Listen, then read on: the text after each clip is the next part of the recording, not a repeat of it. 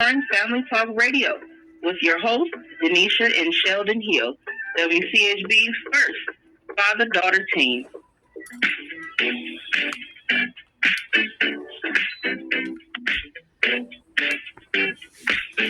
All right. Hello, you guys, and good evening. I am glad to be here with you on another Friday. These Fridays roll around fast. So, again, as usual, I want to give our disclaimer. Some of our topics can get a little heavy.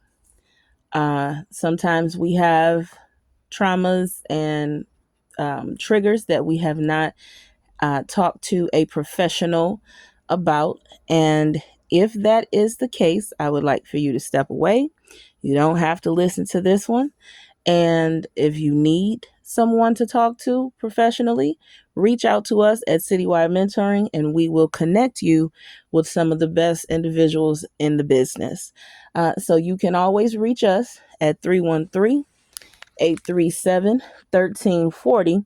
And that right there would be the studio number. You can always reach us there, as well as 313-654-7369. That is the number for my dad, Sheldon Hill. Those are the two main contact phone numbers. And then citywidementoring.org is our website, and you can reach any of us at that point. Now, we got that out of the way. Oh, okay. So now you guys know that we've been talking about prevention specifically. So I want to continue that conversation with a couple of tips or methods, if you will, for us all to kind of look forward now and in the future as ways to help some of our family members and friends, and even just community members that are currently in addiction and or in the midst of sobriety, but also for our young people, our babies, and young adults who are not or have not participated in any substance use up to this point.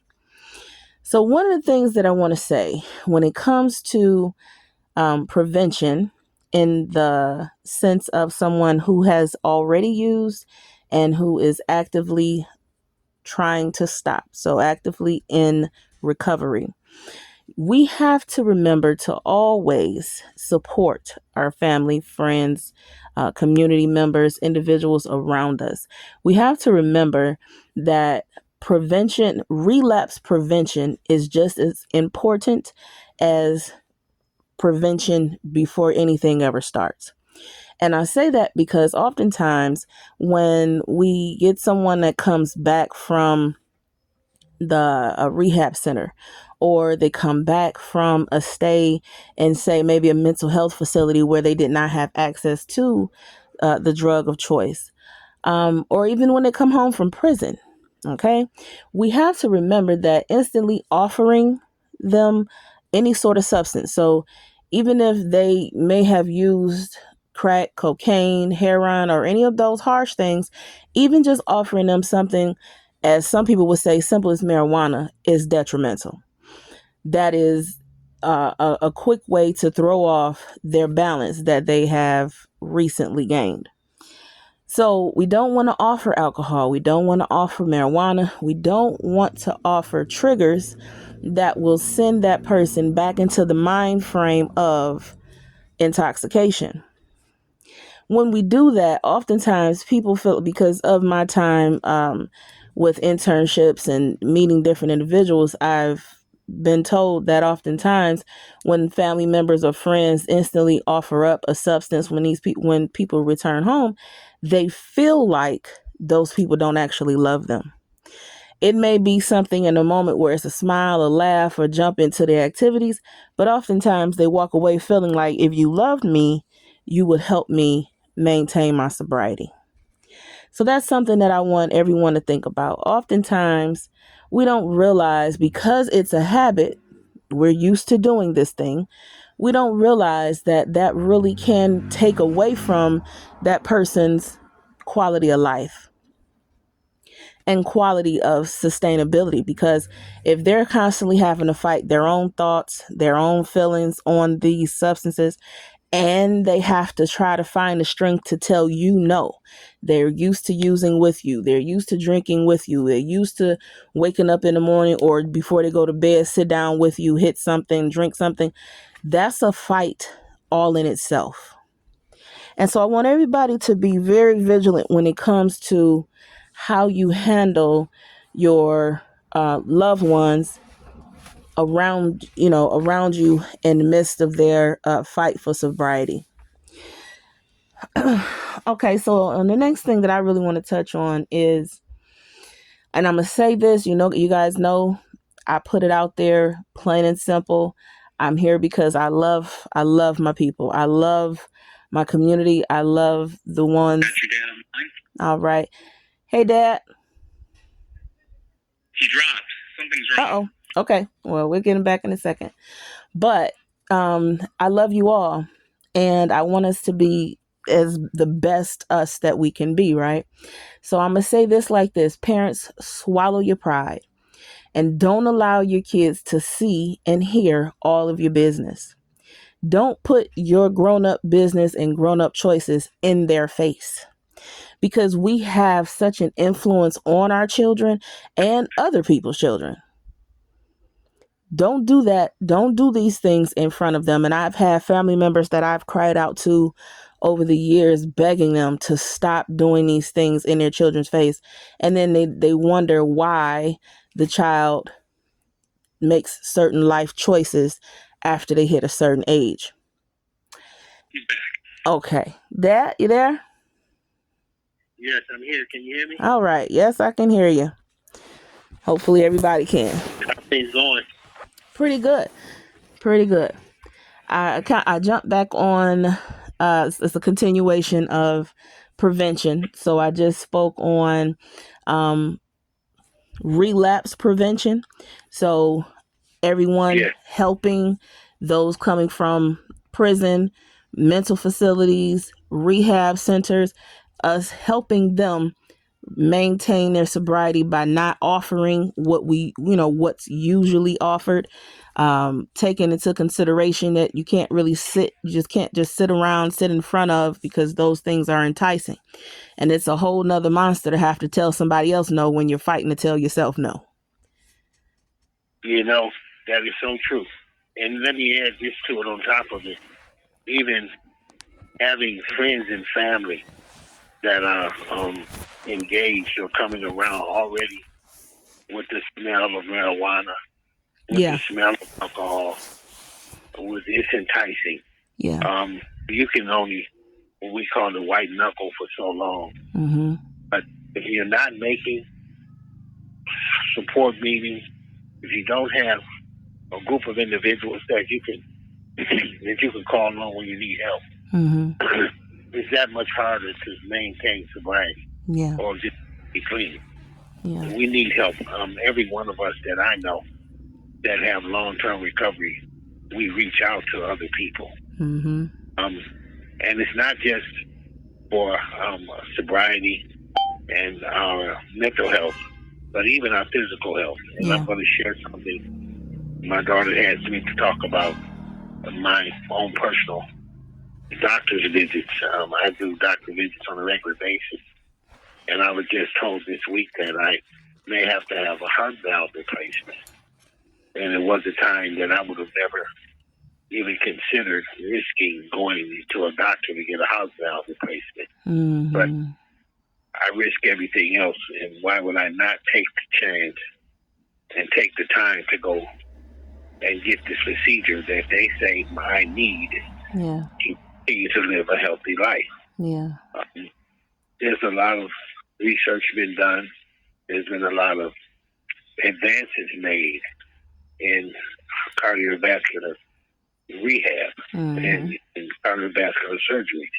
Mm-hmm. And so it's nothing to be afraid of. And I have to be and accept that to be a fact. Yeah. That there's some things that are wrong, that I need help for them, and I need them to help me fix. Yeah. Or need them to fix for me, shall I say. Right. So I've done everything else I can do. I've walked away from street drugs. I walked away from alcohol. I walked away from the lifestyle. Mm-hmm.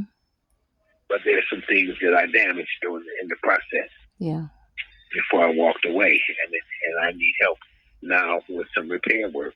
A buddy of mine was laughing, talking about it earlier today. Our bodies are like an old car. Once in a while, you need tires. Mm-hmm. You need a brake job. You get an accident and need a fender repaired. Right. But, we need work done on ourselves. Yeah. And as a black man, my mental health, I was talking with my therapist earlier today. Mm-hmm. And so I have therapists that I talk to because things become overwhelming at times. Yeah. At times, and I don't go to the bar to talk to the bartender. I don't go to a barber to get haircuts all the time because I'm bald. I've lost my hair, so I can shave it myself. Right. So who do I talk to? Yeah. And I talk to my family, of course. But I need professional help because there were some things happened to me that I needed to discuss with professionals. Mm-hmm. So I get professional help. Yeah. And this is one of the things that I will be doing in the up and coming months, going to the cardiologist and getting the checks and the balances needed done. So my heart can last longer and I can spend more time with my great-grandchildren and my daughter and the rest of my family, even with you guys. Yeah. Because my life is no longer just about me. Mm-hmm. And that's something that I appreciate, having a fan base and having a group of individuals that follow us and that support us and that encourage us to continue what we're doing. Yeah. Go ahead, babe. Well, you know what I want to say? I am absolutely grateful and thankful for the strength that you have always had and are now fully stepping back into, and the example that you have set for so many men to get honest with themselves, to care for themselves, to love themselves enough to go and see that doctor past any sort of fear. So I think you would be a good spokesperson to help more men understand how important it is to put away all fears and go get yourself checked, because you are important and you are worthy. Another thing that I was speaking on as you were calling in was the importance of parents not allowing their children to see and hear all of their adult choices. So whether it's using, smoking, drinking, whether it's, the conversation had amongst girlfriends or homeboys with all of the language, all of the description that goes with it, and us taking more accountability of how much influence we truly have on our children, how that goes towards prevention, helping them to not have the smell or the thought, wondering what it's like, seeing what it's doing to the parents and saying, I wonder how that feels, so taking away the potential influence by not allowing, like y'all used to tell us, get out of here. It's grown folks in here.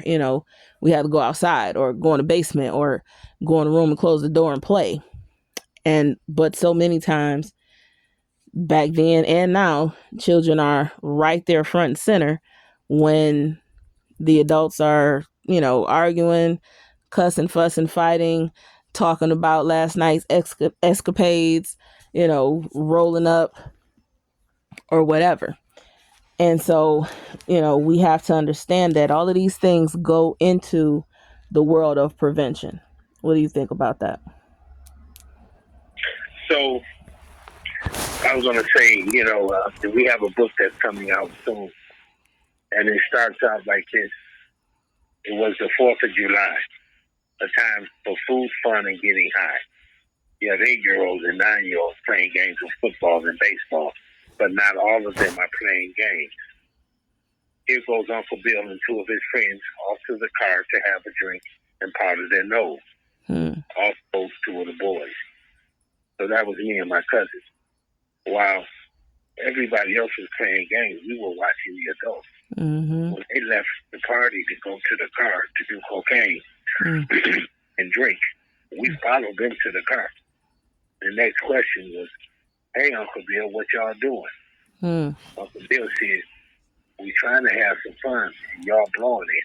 Here, take this beer, go by that car, go by the tree, and don't you tell your mama. So you got adults that are going to facilitate the alcohol and drug abuse to your children. Yeah. Not everybody wants to see your child healthy as you want to see them. Yeah. So they think they're not doing anything harmful by passing off a beer to your child. But they don't realize I've met, out of 10 people that I know who are alcoholics, 8 of them started drinking at the age of 8 years old or younger. Somebody was giving them wine and beer younger. Yeah. Prevention, the way we talk it, we start at kindergarten. Yeah. Kids are already aware of what you're doing. They're listening to every conversation you have. Even if they're not looking at you, they're listening. Our children are so much more aware today, especially with the internet system. They can pull up a word. They can hear you say a particular word. Yeah. They put it up on the internet, and it shows them what you just talked about. You can say vagina. Yeah. And the child can pull it up on the internet. It shows just what you just said, and there's nothing you can do about it. You don't even know they're looking at it. Yeah.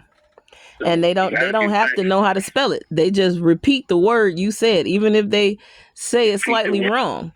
It'll correct it for them. Yeah.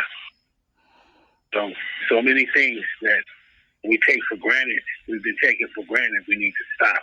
Yeah. We have kindergarten, we have Learning to Live Drug-Free K through 12.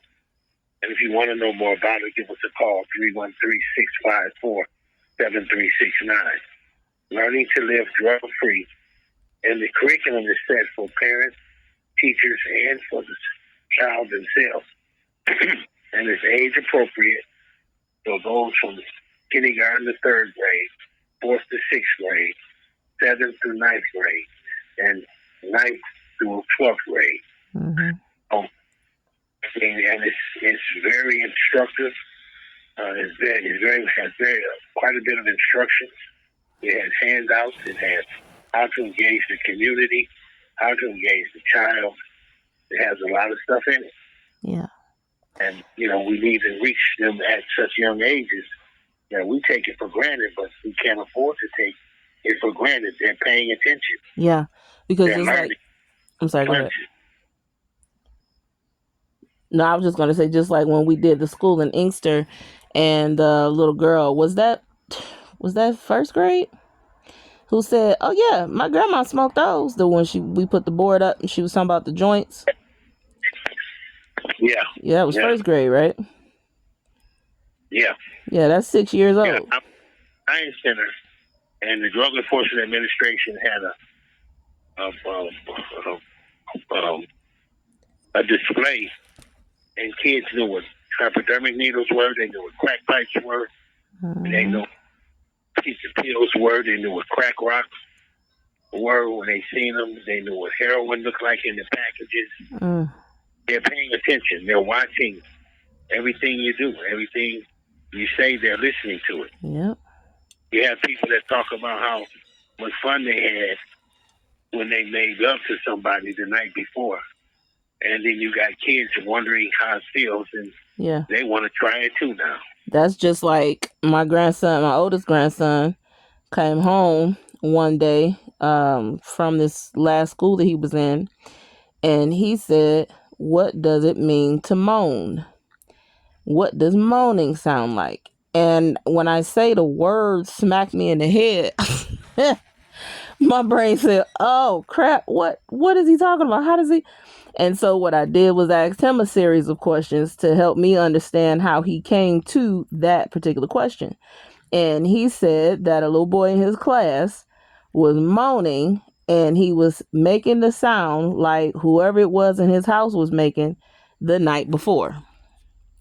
So, so I had to find a clever way to just kind of make it simple and say that's something that, people That's the sound that people make when something is nice to them. So like I told them, you like ice cream. You may go, okay. So I had to try to lighten it, but I knew where that child came from with that, you know? So I had to try to help him see something lighter and more universal. But, you know, we have so many times we take for granted certain things, and we have to know that these babies are listening, that they want to repeat what we say, they want to do what we do. And so we're not perfect, of course, but we have to make as many of the right decisions as possible.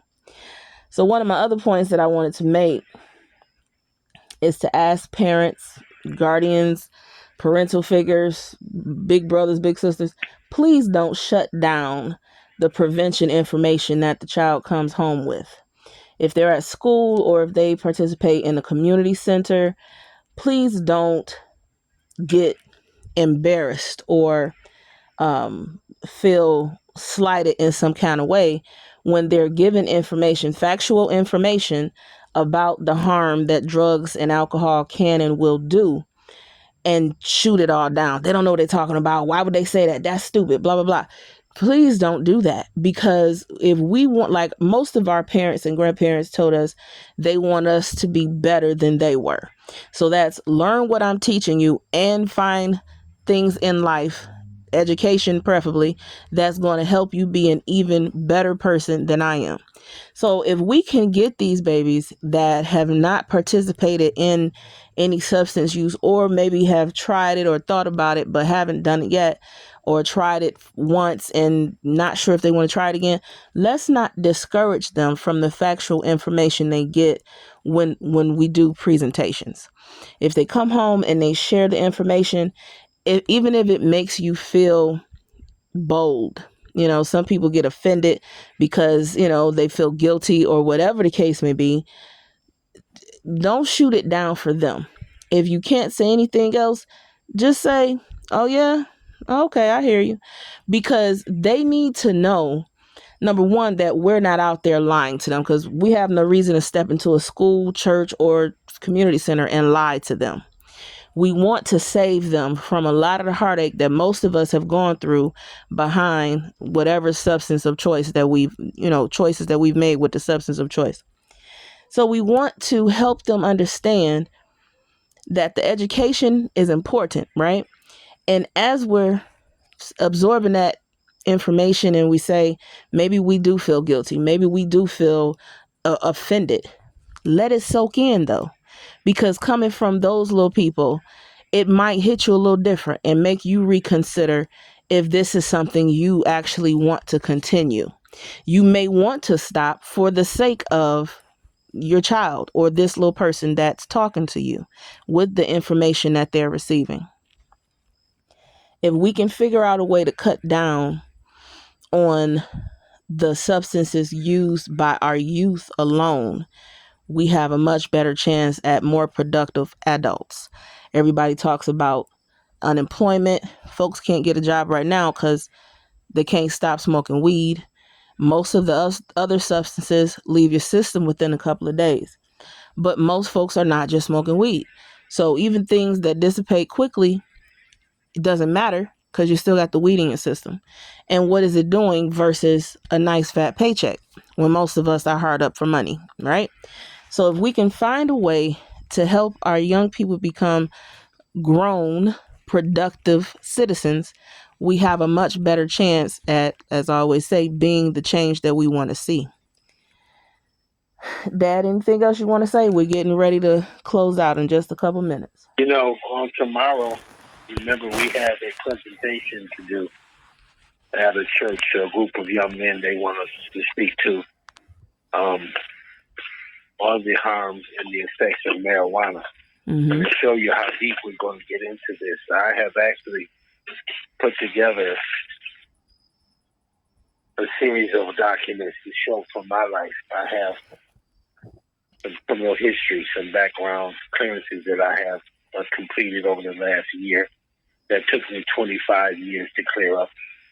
I have my child support documents stating the hundreds of thousands of dollars that it's cost me because of decisions I made under the influences of substances, which most likely at the time when it got started was marijuana. So, it's a lot of information out there to let you know that it's dangerous to use whatever it is you're using. We have reports from the Drug Enforcement Administration that shows where a 13-year-old boy was admitted into the emergency room. He was diagnosed with fentanyl poisoning due to contaminated marijuana. Mm-hmm. So one has contaminated marijuana with fentanyl. Yeah. And on the cross-contamination. Hmm. So there's no safe drugs out there anymore. Yeah. Just know if you use, you lose. If you deal, you kill. Yeah. Absolutely. We're gonna have to make that. We're gonna have to make that sweater. Make that t-shirt. If you use, you lose. If you deal, you kill. With your presentation tomorrow, there were so many things that came to mind. The dangers of the damage caused to the reproductive system, as you say, the crossing of fentanyl and marijuana. You think about the young ones that are in an area, the little people that see the tails and they pick it up and they run off and sneak and smoke the tails. These things are getting around. It's just like leaving a gun out and open at this point. Just about everything out here is just as dangerous as leaving a gun out and open. So, yes, it is.